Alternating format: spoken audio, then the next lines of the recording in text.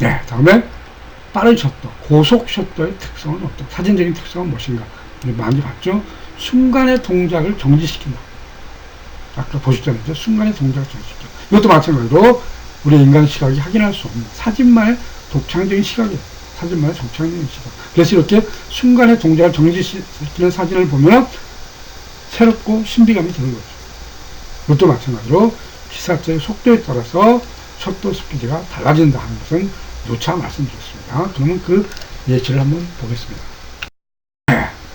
보실까요? 네, 마찬가지로 2000분의 1초인데 이 갈매기의 순간 동작이 날개 순간 정지되어 있어요. 그렇죠? 순간 파도가 부딪히는 이 순간이 2000분의 1초로 딱 정지되어 있는 거죠. 이게 빠른 셔터의 특징이죠. 움직임이 순간 동작이 정지된다 하는 거 빠른 셔터의 특징입니다. 그래서 300분의 1초인데도 불구하고 이 순간 동작이 정지됐어요. 왜? 이 피사체 속도가 느리니까. 그렇죠? 파도보다 느리기 때문에 순간이 정지되는 겁니다. 이기 때문에 300분의 1초는 충분해요. 움직임이 정지되는 거죠. 이거는 2000분의 1초로 순간 빠른 동작을 찍으니까 그 파도에 부딪히는 게 마치 물방울이 순간 정지되는 걸 보여요. 빠른 셔터니까. 아까 느린 셔터는 다른 거죠. 2000분의 1초로 찍었던 순간 동작. 재미있는 사진이죠. 그죠? 이거는 같은 움직임인 거지만 500분의 1초로도 이 순간이 정지되어 있어요. 500분의 1초. 지금 물에 돌이 떨어지는 그 순간을 찍은 거예요. 이건 500분의 1초로도 이렇게 순간이 정지된다 이거죠. 여기 자꾸 이제 그 움직이는 그 피사체의 움직임에 따라서 셔터 속도가 다르게 보인다 하는 것이죠. 이것도 같은 물방울이 떨어지는 움직임이지만 이걸 250분의 1초로도 움직임이 순간 정지되어 있어요. 이렇게 순간 물방울이 순간 정지되어 있잖아요. 물기둥이 순간 정지되어 있잖아요. 그죠? 어떤 물에 빨간색의 물에 뭔가 떨어지는 그 순간을 찍은 건데 이때는 250분의 1초로도 이러한 광경이 사진을 기록할 수 있다는 거죠. 여러분도 많이 연습을 해야 됩니다. 많이 한번 이 셔터 속도를 이용한 사진을 많이 만드셔야 돼요. 오케이? 이거는 1000분의 1초로 이 갈매기의 모양을 순간을 딱 정지시켰어요.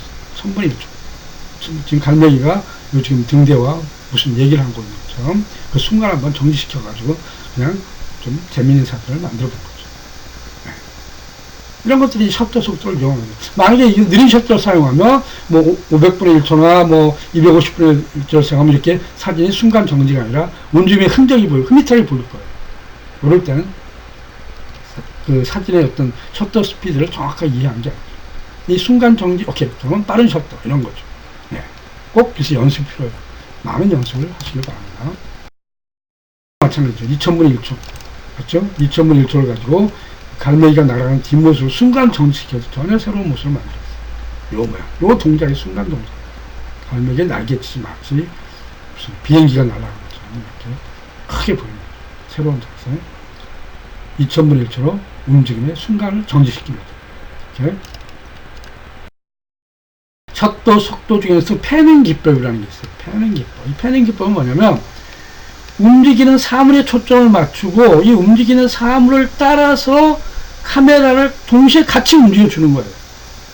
그러니까 이 셔터, 이 움직이는 사물 초점을 맞추고 이 사물이 움직이는 속도에 맞춰서 셔터 속도를 맞춘 다음에 같이 따라서 휙 움직이며 원래는 이 사물은 선명하게 나오고 이 뒷 배경이 이렇게 뒤로 흐려지는 이런 사진이 나오는 게 오리지널리 패닝의 정확한 방법인데 저는 이것을 응용을 해서 그리고 패닝할 때는 흔들리니까 반드시 또 느린 셔터이기 때문에 반드시 삼각대가 있어야 돼요.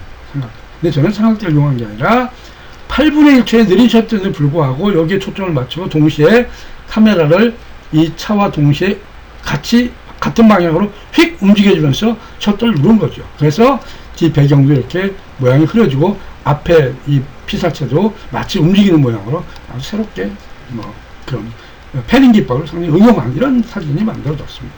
이것이 패닝 기법이다 하는 것을 그냥 이해하시고 한번 연습해 보세요. 한번 해보세요.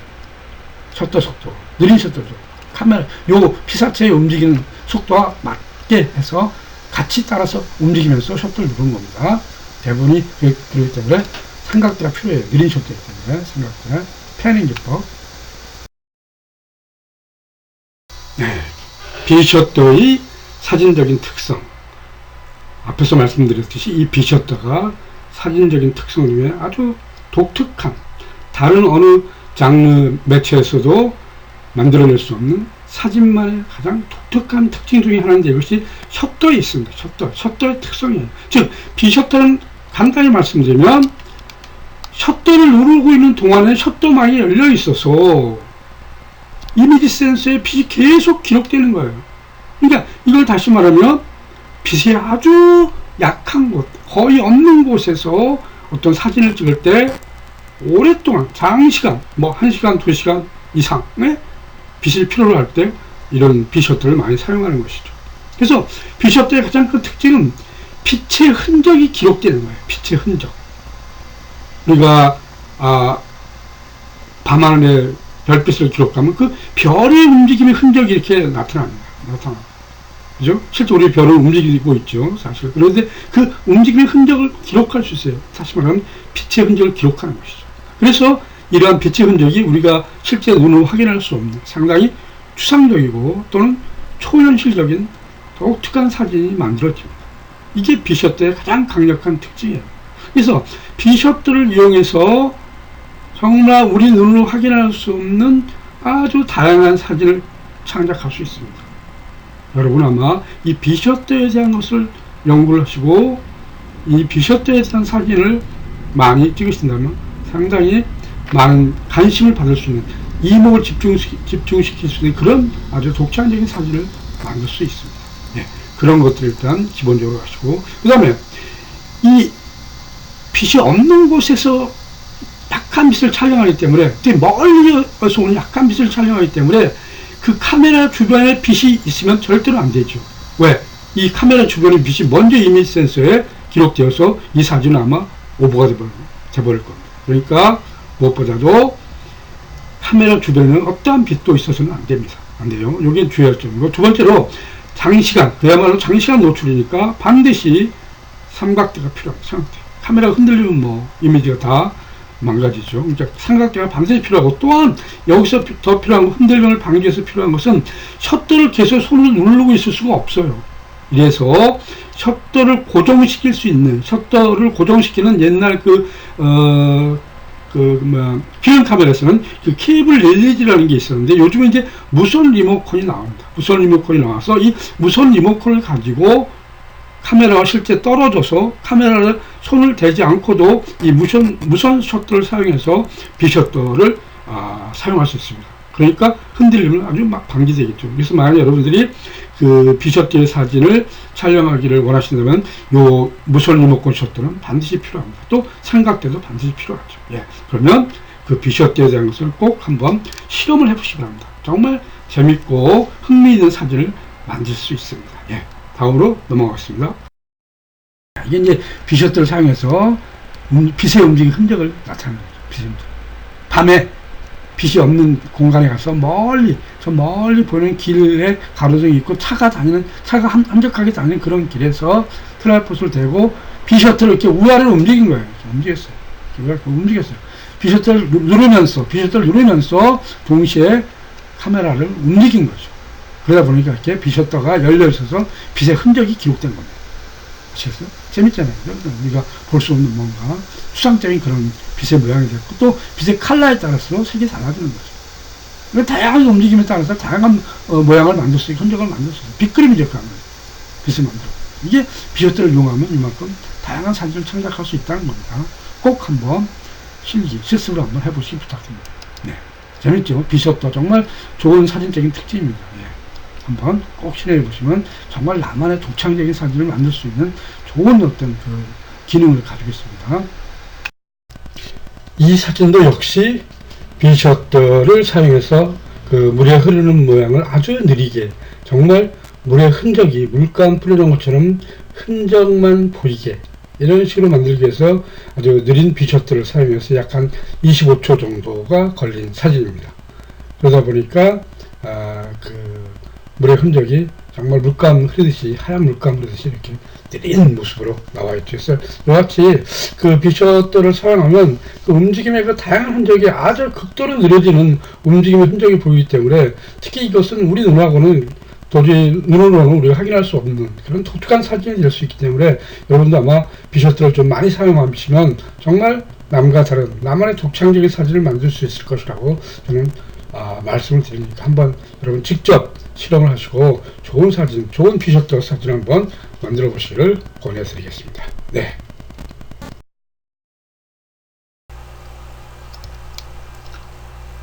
네, 지금까지 카메라 셔터의 특성이 가장 강력한 사진의 특성 중에 하나라는 것을 이해해 왔습니다. 다시 말씀드리면 이 셔터를 이용하면 사진만의 다른 어느 예술 장르에서도 만들어질 수 없는 사진만의 가장 독특한 작품을 만들 수 있다는 말씀입니다. 현대에도 이 셔터의 특성을 이용하여 독창적인 사진 작품을 만드는 작가들이 많이 있습니다. 그만큼 이 카메라에서 셔터의 특성은 중요한 의미가 있다는 것입니다. 여러분들도 이 셔터의 특성을 정말 힘껏 활용하시면 여러분만의 가장 독특한 사진 작품을 만들어 줄 것입니다. 그러면 다음 작품으로 넘어가겠습니다. 다음 넘어가기 전에 구독하시는 거와 좋아요 눌러주시는 것을 잊지 마시기 바랍니다. 네, 지금까지 우리는 조리개와 셔터 속도의 빛의 조절에 대해서 강의를 들어왔습니다. 즉 카메라에서 빛을 조절하는 장치가 조리개와 셔터 속도가 있다는 것을 배웠고 거기에 맞는 사진의 특성도 충분히 이해하고 실습해 봤습니다. 그런데 여기서 한 가지 중요하게 기억할 것은 이 빛을 조절하는 카메라에서 빛을 조절하는 장치인 조리개와 셔터 속도는 서로 독립적으로 존재하는 게 아니라 상호 연결되어 있어요. 연결되어 있어서 빛을 조절할 때 상호 보완적으로 조절합니다. 다시 말하면 조리개에서 빛을 주고 셔터 속도에서 빛을 적게 주고 또는 많게 주고 적게 주고 이렇게 서로 주거니 받거니 하면서 이미지를 찍을 때 거기에 맞는 이미지 센서에 도달하는 빛의 양을 정확하게 맞추는 거예요. 다시 한번 말씀드리면 조리개와 셔터 속도는 뭐야? 상호 연결되어 있다 하는 것입니다. 그것을 일단 기본 전제로 이해하셔야 돼요. 그래서 여기에 나오는 도표가 그 일례를 보여주는 겁니다. 이 사진은 뭐냐면 이 사진에 맞는 가장 적정한 노출, 즉 빛의 양이 125분의 1초와 f5.6일 때 이 사진이 가장 적정한 노출, 빛의 양이 적당하다는 거죠. 셔터 속도는 125분의 1초, 조리개 값은 f5.6일 때 가장 좋았어요. 그런데 여기서 조리개 값이 f2.8로 조리개 값이 작아졌어요. 다시 말하면 조리개 값이 작아졌다는 것은 빛의 양이 그만큼 많아졌다는 거죠. 그러니까 조리개에서 빛의 양을 많이 줬기 때문에 상호 보완에 의해서 125분의 1초니까 이 셔터에서 2스탑 정도 빛의 양을 적게 줘야 돼요. 왜? 조리개에서 어떻게 했어요? 빛의 양이 2스탑 많아졌으니까 상대적으로 셔터 속도에서는 빛의 양이 2스탑 적게 줘야 여기에 맞는 적정한 노출이 되는 거겠죠. 또 다른 표시로는 조리개 값이 F11로 빛의 양이 2스탑 적어졌죠. F11이니까. 그러면 상대적으로 셔터 속도에서 2스탑 빛의 양을 많아줘야 돼요. 많아주려면 어떻게 해요? 셔터 속도가 2스탑 느려지는 거죠. 이렇게 상호 보완이 되는 겁니다. 즉 여기에서 보는 이 세 가지의 노출의 경우는 이미지 센서에 도달하는 빛의 양은 똑같습니다. 다만 빛의 양은 똑같은데 사진의 성질은 바뀔 수 있어요. 왜냐? 셔터 속도가 느려지면 어떻게 됩니까? 움직임의 흔적을 기록할 수 있죠. 또 셔터 속도가 빨라지면 어떻게 됩니까? 셔터 속도가 빨라지면 움직임이 정지될 수 있어요. 요게 이제 사진의 성질이 바뀌는 거예요. 요걸 잘 이해하셔야 돼요. 아셨어요? 반대로 조리개 값이 작아졌어요. 작아지면 어떻게 돼요? 심도가 얕아지죠. 그러면 선명한 초점 맞추기가 쉽지 않죠. 또 F11로 조리개 값이 커지면 심도가 깊어져서 사진의 선명도는 더 깊어질 거예요. 요게 사진의 성질이 바뀌었어요. 특성이 바뀌었어요. 다시 말하면 전체적으로 움직임의 흔적이나 움직임의 정지를 그런 피사체를 찍을 때는 어떻게 반드시 셔터를 기준으로 해야 돼요. 셔터를 기준으로 맞춰서 찍어야 돼요. 이것을 우리는 뭐라고 그러냐? 셔터 우선이라고 얘기합니다. 셔터 우선. 이 카메라, 이 사진 찍을 때 많이 사용하는 용어입니다. 셔터 우선. 다시 말하면, 셔터를 기준으로 해서 사진을 찍으면 노출계 값, 노출값은 자동으로 카메라가 결정해 주는 거예요. 아시겠어요? 셔터를 우선을 한다. 움직임을 찍을 때는 셔터를 우선을 한다. 이게 셔터 우선. 카메라 노출 다이얼에는 S나 TV는 캐논 계열에 많이 사용합니다. 셔터의 앞에 글자인 S와 또는 TV를 표시하는 게 다 셔터 우선을 얘기하는 거예요. 셔터 우선. 그러니까 움직임의 흔적이나 정지를 찍을 때는 뭐야? 반드시 셔터 우선에 맞춰야 돼. S나 TV에 맞춰야 이 움직임의 흔적이나 정지를 찍을 수 있다는 얘기입니다. 또 다시 말하면 조리개를 중심으로 하는 것은 뭐냐? 선명한 사진. 즉 움직임을 찍지 않은 사진. 정지된 사진을 찍을 때 조리개를 기준으로 찍는 거고, 그래서 우리는 뭐라고 그래? 조리개 우선이라고 얘기합니다. 조리개 우선. 그래서 영어로 A, 앞에 저 약자였죠. A. 또 캐논계는 AV로 표시합니다. AV. 요것을 기억하셔야 돼요. 조리개 우선. 그런데 우리가 보통 일반적으로 사진을 찍을 때는 대부분이 야외 풍경 사진이나 또는 사물이나 또는 사람이나 다 뭐예요? 정지되어 있는 정물입니다. 정물. 즉 정물을 찍기 때문에 대부분의 사진 찍을 때는 거의 조리개 우선이에요. 조리개 우선. 그래서 A나 F에 맞춰놓고 찍는 거예요. 예, 아시겠어요? 그러나 특별한 경우, 이같이 움직임의 흔적이나 정지를 찍을 때는 반드시 어떻게 셔터 우선으로 다이얼을 바꿔야 된다 하는 겁니다. 아시겠습니까? 이걸 기억하시면 되겠어요. 그러면 다음에 드디어 조리개와 셔터는 서로 연결되어 있다. 그래서 빛이 이미지 센서에 도달할 수 있도록 서로 주거니 받거니 하면서 빛을 조절한다 이거죠. 움직이는 지금 피사트잖아요. 움직이는 피사트. 아시겠어요? 느린 셔터를 사용하니까 움직임의 흔적이 기록되는 거죠. 여기도 마찬가지예요. 125분의 1초와 5.6이 가장 적정한 노출인데 이 세 가지 변화에 의해서 똑같은 빛의 양이 이 사진에 적정한 노출을 말해주는 거예요. 다만 조리개 수치나 셔터 속도가 변함에 따라서 어떻게 됐다? 사진의 성질이 바뀌었다. 아시겠어요? 그래서 움직임의 흔적이나 움직임의 정지를 찍을 때는 반드시 어떻게 된다? 셔터 우선 S나 TV에 놓고 찍어야 되고, 선명한 사진, 초점 주다 깊은 사진 또는 정물을 찍을 때는 조리개 우선 A나 AV에 놓고 찍어야 된다. 근데 다행스럽게 대부분이 우리가 찍는 사진의 피사체는 거의 대부분이 뭐예요? 정지되어 있는 정물이기 때문에 우리가 항상 A나 AV에 놓고 사진을 찍는 습관을 가지셔야 돼요. 아시겠어요? 항상 A, 조리개 우선을 찍는다는 거. 조리개 우선. 특별한 경우에 움직임을 찍을 때만 셔터 우선을 쓴다. 그것만 기억하시면 됩니다. 아시겠어요? 예. 다른 특별한 것은 없으니까 항상 그걸 기억하셔야 됩니다. 예. 그 다음에 여기서 보이는 것은 우리 카메라 바디 위에 붙어 있는 노출 다이얼 기준 표시예요. 근데 카메라별로 조금씩 달라요. 소니나 니콘이나 캐논이 조금씩 다른데 여러 가지 형태의 모양이나 기호가 있고 그림이 있는데 이런 거 기억하지 마시고 이런 걸 사용하시면 안 돼요. 이런 여러 가지 복잡한 거 잊어버리시고 이런 걸 사용하시면 안 돼요. 다만 여기서 기억할 것이 요 5가지입니다. M, A, AV, S, TV, PP 요 5가지의 영어 문자는 어떤 성질의 것인지를 기억하셔야 돼요. 아시겠어요? 나머지 복잡한 거를 사용하면 우리가 요 4가지 5가지에 표시된 숫자 이 기준을 가지고 사용하면 이게 다 사용할 수 있는 거예요. 이거 사용하면 사진의 발전이 없는 거죠. 네? 셀수 있으면 M, AV, TV, P 이것을 사용해야 된다 하는 겁니다. 5가지를 반드시 기억하셔야 됩니다. 그래서 그런 것들을 하나하나 한 번씩 이제 M은 뭐냐? MPC죠. M은 뭐예요?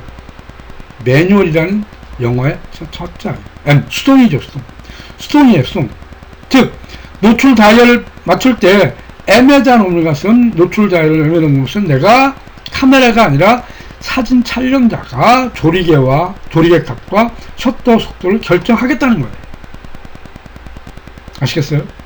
그 노출 다이얼 표시를 M에 놓으면 즉 매뉴얼이죠. 수동이 되는 거고 카메라가 조절하는 게 아니라 사진 촬영자가 마음대로 조리개 값도 결정하고 셔터 속도도 결정합니다.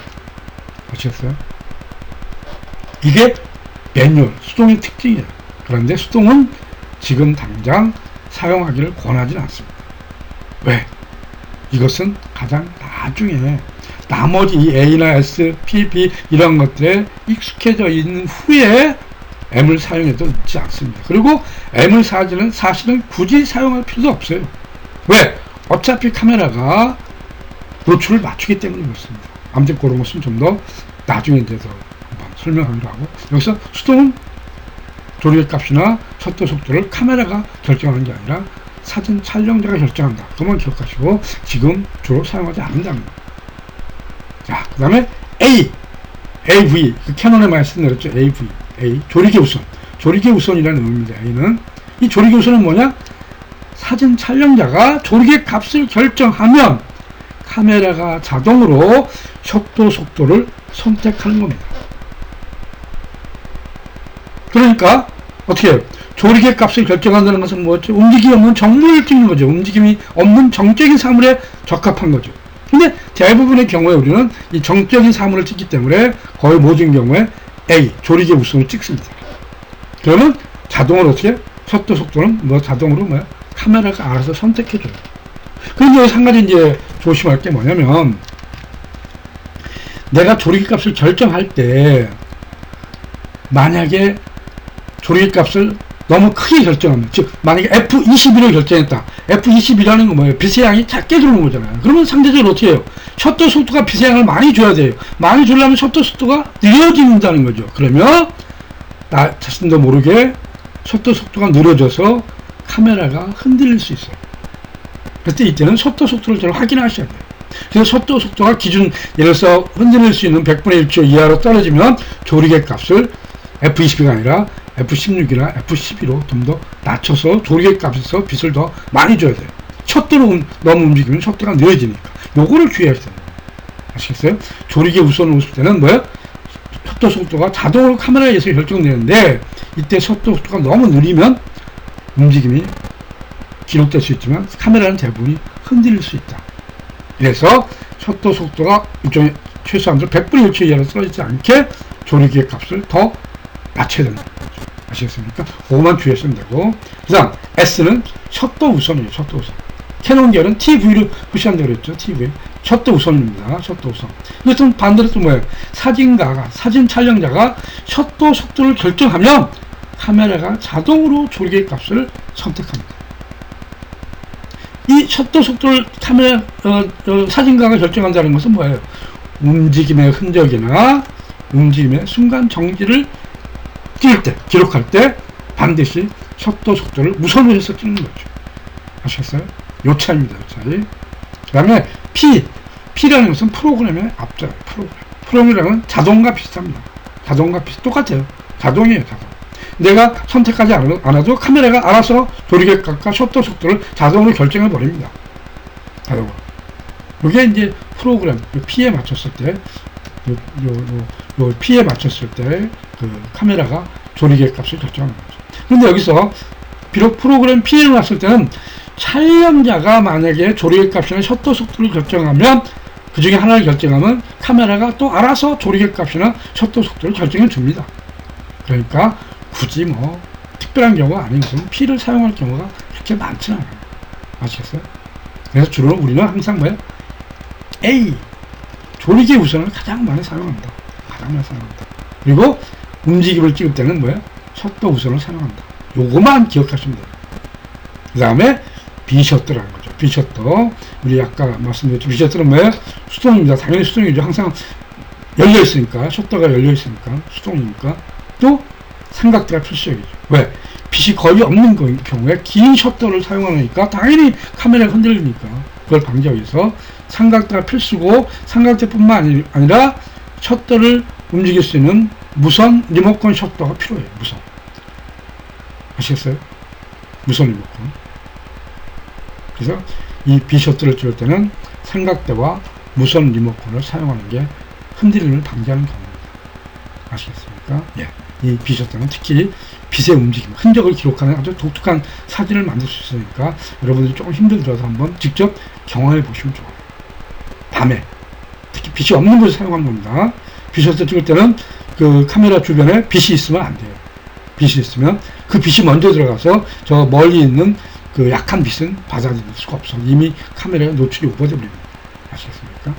이 비셔터 그런 걸 많이 사용한다니까 여기서 다시 한번 강조드리지만 카메라 표시에 나와 있는 MSAP 또는 BMAV, TVP 요 5가지 요 정도만 기억하시면 됩니다. 나머지는 그렇게 사용하지 않는 거예요. 자, 다시 한번 보겠습니다. 야, 이거는 이제 카메라 초점 방식인데 카메라 그 렌즈에 보통 이렇게 A와 M이 표시되어 있어요. 보통 A가 오토죠.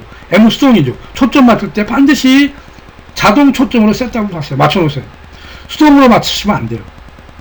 아시겠습니까? 자동으로 맞추셔야 됩니다. 수동으로 맞춰놓으면 사실은 초점 맞추기가 어렵습니다. 초점 맞추기가 쉽지 않아요.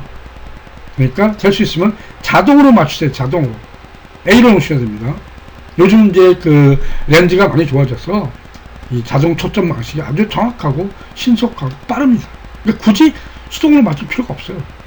항상 카메라 바디에는 A 자동으로 초점을 맞춰놓고 카메라 렌즈 표시는 수동으로 맞추고 마찬가지로 카메라 바디에는 S 싱글 요 한 영역을 초점을 맞추는 거예요. C는 초점이 조금씩 움직일 수 있어요. 여기 맞추는데 둘 중에 하나 다 자동이에요. 요 M이 수동이니까. M은 맞출 필요가 없죠. M은 놓지 말라고 그랬죠. 그래서 이건 니콘 계열이니까 S나 C에 놓고 찍어도 관계없어요. 대신 렌즈통에 반드시 오토로 놓고 여기는 S나 C에 놓는다. M 수동에 놓으면 안 된다. 될 수 있으면 수동 초점을 사용하지 않는 게 좋아요. 아주 경우에 특별한 경우에 사용할 수 있지만 잊어버리시는 게 좋습니다. 그래서 항상 초점은 어떻게 한다? 자동으로 놓는다. 네? 자동으로. 선생님 기억하셔야 됩니다. 그래서 여기 요 렌즈 바디 앞에 요 옆에 버튼이 나와 있죠. 요걸 누르면서 렌즈를 교환하는 거예요. 사실 여기 나왔으니까 좀 설명을 드리는 거죠. 요걸 누르면서 렌즈통을 상하로 이렇게 좌우로 돌리면 렌즈가 빠지게 되죠. 아시겠어요? 그거 이제 한번 실험해 보시기 바랍니다. 그런 것이 이제 표시한 거라고 지금 말씀드린 거예요. 네. 그 다음에 이제 카메라 초점 방식이 카메라별로 조금씩 다르지만 대동소의 영역은 다 비슷합니다. 거의 3가지 영역이에요. 첫째, 싱글 영역. 그 카메라 프레임을 중심으로 해서 아주 가운데 작은 부분을 초점 맞추면 한 5%? 그 프레임이 한 5% 정도를 맞추는 게 싱글 영역이고, 다이나믹 초점 또는 3D 초점 방식은 프레임을 중심으로 해서 원하는 지역을 중심으로 초점을 맞추는 거예요. 입체적인 방식이죠. 어떻게 보면. 그 다음에 자동 초점 영역이라는 것은 이 프레임 전체를 평균적으로 맞추는 겁니다. 물론 이 3가지가 각각의 초점 방식이 조금은 다르지만 반드시 이걸 기억하셔야 돼요. 현대 그 디지털 카메라나 필름 카메라 합해서 초점 방식은 기본적으로 프레임의 중앙 부분을 중점적으로 측정합니다. 이걸 기억하셔야 돼요. 초점은 어떻게 한다? 프레임의 중앙 부분을 중점적으로 측정한다. 아무리 자동 영역이든 다이나믹이든 싱글 영역이든 전부 다 중앙 부분, 이 프레임의 중앙 부분을 중점적으로 초점을 측정하는 거예요. 그렇다고 해서 이 주변부를 초점에 안 맞추면 그건 아니에요. 다 맞춰요. 그러나 일반적으로 그 사진 인화를 크게 확대했을 때 이 주변부로 갈수록 직사각형의 주변부로 갈수록 약간 초점이 흐려지는 경우도 있어요. 그렇죠? 그러나 아무튼 이 기본적으로 뭐예요? 초점 방식은 프레임의 중앙 부분을 중점적으로 측정한다. 이걸 기억하셔야 돼요. 아시겠어요? 이게 아주 중요한 개념입니다. 네. 그래서 대부분 사진 찍을 때는 이 니콘 계열인데 싱글 영역이나 다이나믹 초점 모드에 맞춰놓고 많이 찍습니다. 오케이? 네.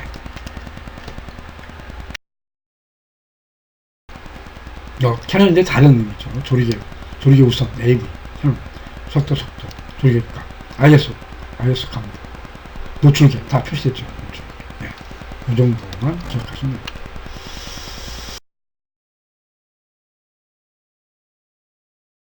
네, 이건 니콘도 마찬가지예요. 네, 조리개 값, 조리개 우선 A니까 조리개 우선. 그 다음에 셔터 속도, 이거는 200이라는 것은 200분 1초라는 거죠. 그 다음에 조리개 값, 플러스 마이너스로 떼어놨어요. 이게 이제 노출 보정 값이라는 건데, 나중에 좀 더 설명할 기회가 있을 거예요. 플러스 마이너스, 노출 보정 값, 플러스 마이너스. 중요한 개념입니다. 노출계가 나와있죠.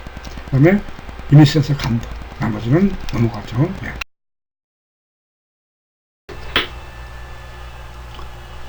지금까지 카메라에서 빛을 조절하는 장치인 조리개와 셔터에 대해서 설명드렸습니다.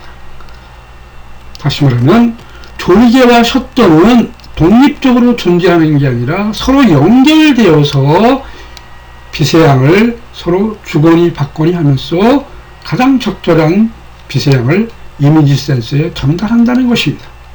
이 관계를 잘 이해하셨고, 그 조리개만의 어떤 사진적인 특성, 또 셔터가 가지고 있는 어떤 사진적인 특성, 그것을 활용하여서 여러분만의 독창적인 작품을 많이 창작하시기를 바랍니다. 그러면 다음으로 넘어가면서 또한 이 구독과 좋아요를 강조드립니다.